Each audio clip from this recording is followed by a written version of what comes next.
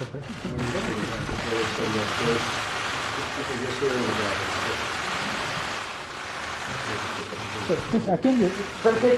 take place, huh?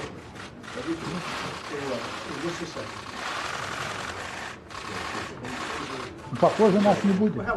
Thank you very much. We appreciate it. President Putin and I have been discussing various things. It's going very well. We've had some very, very good talks. We're going to have a talk now, and obviously that will continue. But we look forward to a lot of very positive things happening for Russia, for the United States, and for everybody concerned. And it's an honor to be with you. Thank you. Thank you. Господин президент, я очень рад с вами встречаться, и мы с вами обсуждали уже целый ряд вопросов, и будем продолжать обсуждать целый ряд вопросов. И я с нетерпением ожидаю такой возможности. Я думаю, что это все будет позитив как для России, для Соединенных Штатов, так и для всех. И для меня большая честь с вами встречаться. Уважаемый господин президент, мы с вами несколько раз разговаривали по телефону. Your Excellency, Mr. President, we spoke over the phone with you several times. По очень важным вопросам двусторонней повестки и международной. On very important bilateral and international issues. Конечно, телефонных разговоров недостаточно.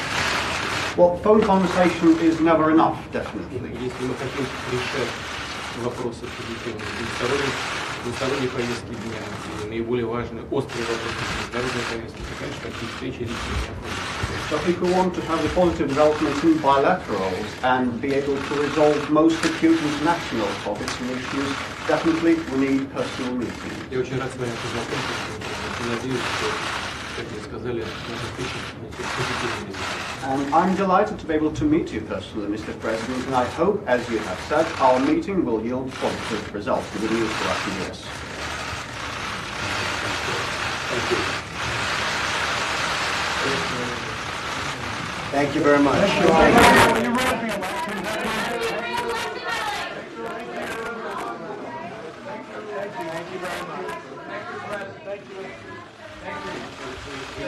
Thank you. Thank you.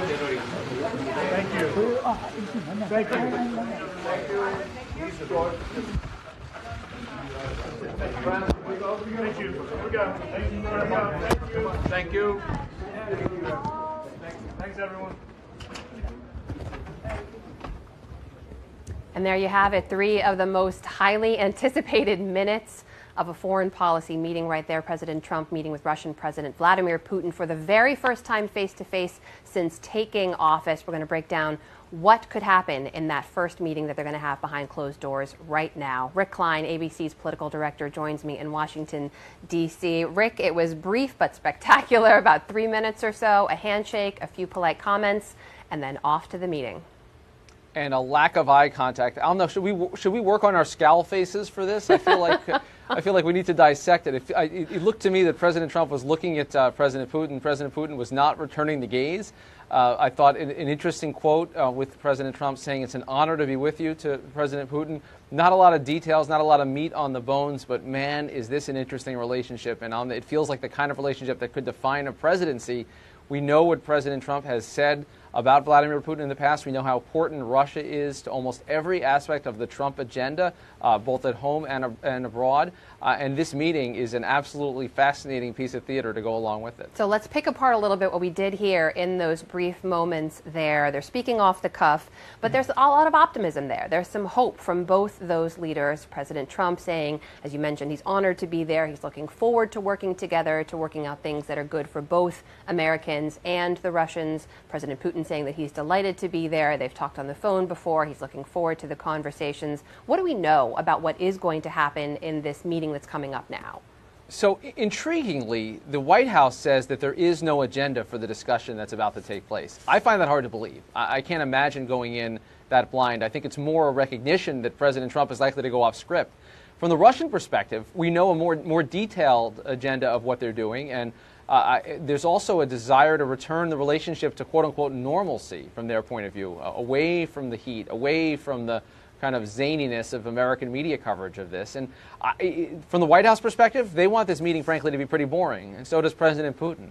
The wild card, as always, is President Trump. And does he take it in an unexpected direction, as he has in previous meetings? This would not seem to be the forum to do something kind of out there and wild like he did with his meeting with the Russian ambassador and the Russian foreign minister in the Oval Office 6 weeks ago or so. But you never know with him.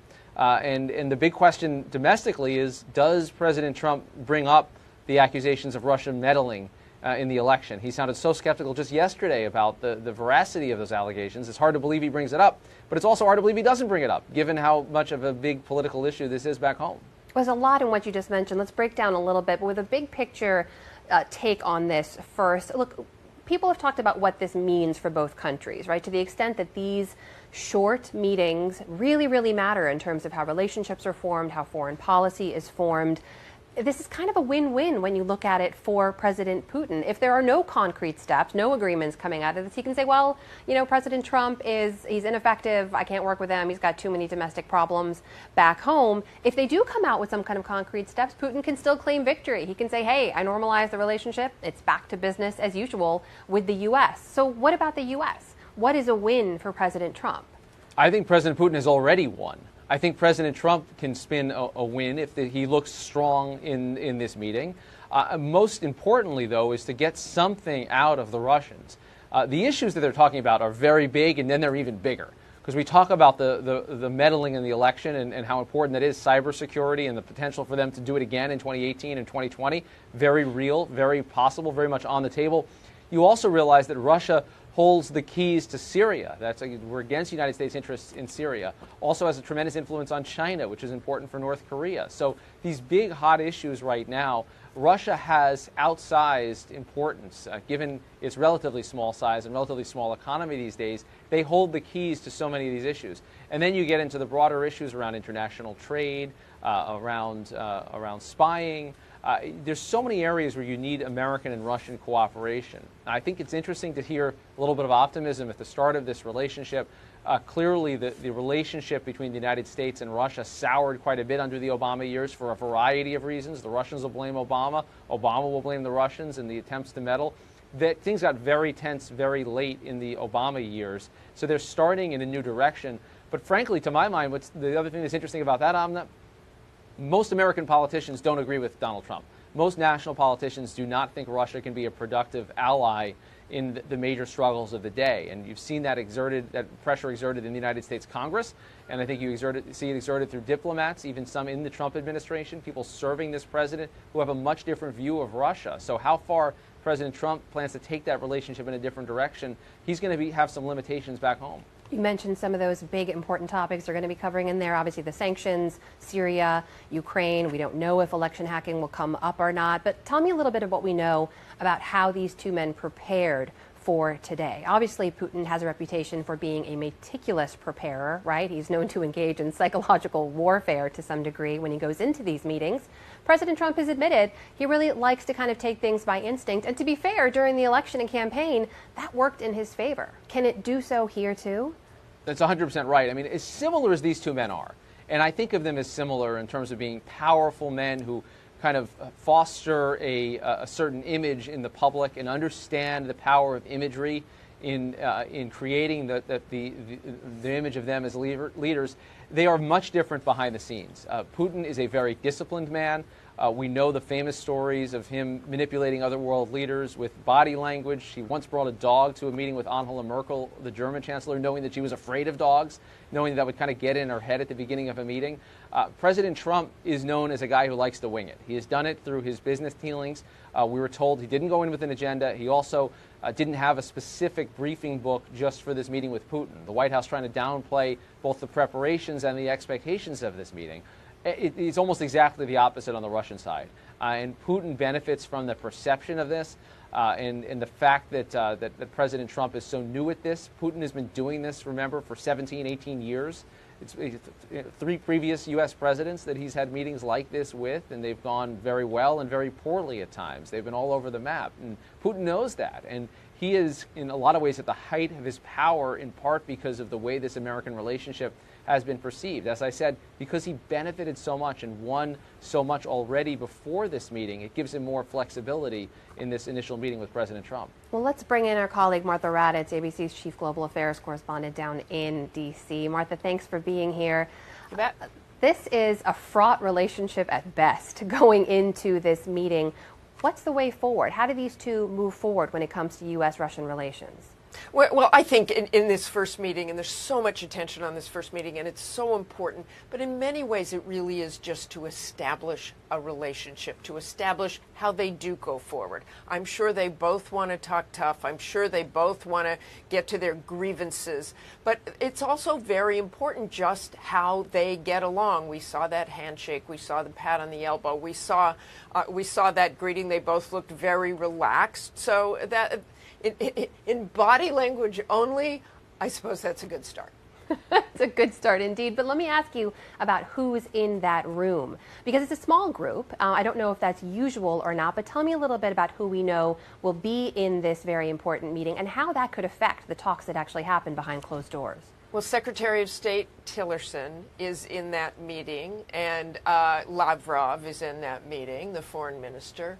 And you have two translators. So it's a very, very small group. I have no doubt that President Trump's aides have tried to get him to stick to some talking points, to try to get him to stick to the subject. There will be a back and forth, however. Now, they've said this meeting was 35 minutes. You have to remember you've got translation in all of that. So there will be that back and forth. Others have had much larger groups in there. I'm a little surprised H.R. McMaster, as National Security Advisor, is not in there. We've also read reports in recent days that Rex Tillerson is quite frustrated with the White House because he wants to appoint some people to the State Department who haven't been cleared and things such as that. Can I just go back to one more thing? Because, you know, I heard Rick Klein talk about the dogs. Of course. That Putin. I remember when President Bush, and I was there up in Kennebunkport when he had Vladimir Putin up there. And later President Bush, if you will recall, once he was out of office, started painting portraits. And one of the portraits he painted was of Vladimir Putin. President Bush, because I happened to be out there doing something for the Bush Institute and was talking to President Bush before we did our event, and he showed me those portraits before they became public, and he showed them to me on his iPhone. And one of the first ones he showed me is he said, you know, this is Vladimir Putin. I put a purple background behind him, and it is kind of lavender. He goes, he's going to hate that. And then, of course, had that great George Bush laugh after that. So there's lots of little things that happen. You know, Rick talking about the dogs and the dog running and the big hound and bringing that out. Obviously, there are no dogs in this meeting, but all those little things. I mean, and President Bush remembered that very well, that issue with the dog, and said something like, "Are you kidding me? You know, he's gonna compare our dogs in a meeting." So I think there's lots of little things to look for like that, but it's obviously there's some extremely important things these men have to talk about. You heard a little bit of a preview yesterday in the speech in Poland where, you know, he was talking about Ukraine. He was talking about Russia's support of the Assad regime, very, very serious issues, and of course the Russian hacking into the election. Well, Rick Klein, let me ask you about this, because while President Trump did ding Russia a bit in his speech in Poland, taking a strong stance about Russian support of the Assad regime, as Martha just mentioned, he is still refusing to acknowledge what there is consensus about in the intelligence community here, what there is basic consensus about in much of Congress that's led to additional investigations, that Russia interfered with the election somehow. President Trump has literally put up his hands sometimes and said, who knows what really happened. How does that affect what happens in that meeting, and how does it affect what President Trump faces when he gets home? Well, it's mystifying to his allies back home. I talked to a Republican senator just yesterday who said, look, there's no doubt about this. They definitely did it. The question then is, do you bring it up in a meeting like this? It seems unlikely that President Trump would, given his own skepticism on it. And that, frankly, is a gift to Putin. Among several gifts that he delivered yesterday, one, that skepticism, which was sort of built into his criticism of American intelligence agencies. In addition to that, his criticism of the American press, that plays exactly into Putin's hands. I can imagine, if not for the great poker face, Putin was smiling a lot yesterday and might be smiling in that meeting today because of what he's already accomplished in that conversation. Then again, kind of zagging against that zig, President Trump yesterday did call out Russian aggression. He didn't do it in the most direct of ways. He's obviously been more direct in calling for others to change the course of their behavior, but he did tweak them and say that that needed to stop and going beyond their territorial boundaries. That was something that was unacceptable to him. So a little bit in that direction, but clearly he has language that is softer toward Russia than almost anyone in national politics today in the United States. And that's striking, and that's something that President Putin clearly knows going into the meeting. His spokesman even said that they were aware of the comments yesterday. They did brief him on what was said, and he's armed with all that information in today's meeting. And Martha, we know that there is obviously so much focus on this one meeting for a number of reasons, but President Trump is there representing the United States with a host of other countries. This is the G-20. He's going to have a lot more meetings than just this one. He's already had some, in fact. And there was a moment earlier with the leaders of France and Germany, with French President Emmanuel Macron and German Chancellor Angela Merkel. There has been some realignment on the world stage. We've talked about this before. I'm curious how you think these meetings, this time in his presidency, could shift some of those alliances and relationships moving forward. Well, I think, and I've been to several G20 meetings, and you try to look at them at the time, and exactly what you're doing, you try to look at them, what kind of effect they'll have going forward. There really is a realignment, and we have talked about that before. And we've talked about Angela Merkel's place on the world stage that has been elevated in so many ways. You know, what you were just talking about there with Rick Klein and the hacking, and what President Trump said yesterday. I mean, about our intelligence agencies, I cannot imagine Macron or Angela Merkel going out there and saying something like that about their own intelligence agencies and humiliating them in so many ways by saying they were wrong in the Iraq War. Yes, they were. That was a long time ago. They've certainly tried to improve, but that's President Trump's freelance style right there. So the world stage, in the end, these meetings matter for a lot of reasons of optics. But going forward, President Trump has a very challenging relationship on the world stage. Martha Raddatz, live for us in Washington, D.C. Thanks so much for making the time, Martha. You bet. Rick Klein, give us a look ahead now. We know we're going to get some kind of readout from the White House, right? There's always going to be spin about what exactly was said, what was done, what was agreed upon. What do we think will happen coming out of this meeting? And then how quickly after that will the leaking begin? Because obviously we know that's part of the process now, too.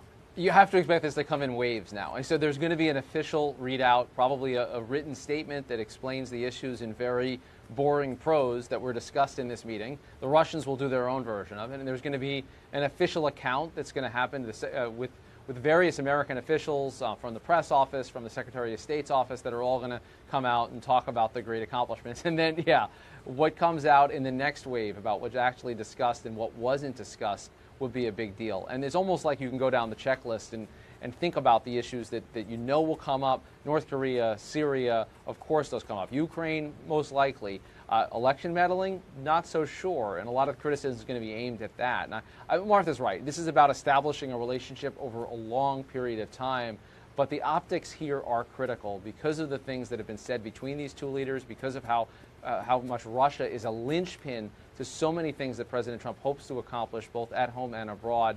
It's going to be a fascinating meeting, and to be a fly on that wall and to know exactly what's being said. I agree with you. There's going to be more that comes out in the days to come. Rick Klein, ABC's political director. Good to talk to you, man. Thank you, Amna. Thanks to all of you for watching as well. You can go to abcnews.com anytime for continuing coverage of President Trump's trip to the G20 and that crucial meeting happening right now between Presidents Trump and Putin. Thanks for watching. For now, I'm Amna Nawaz. I'll see you back here soon.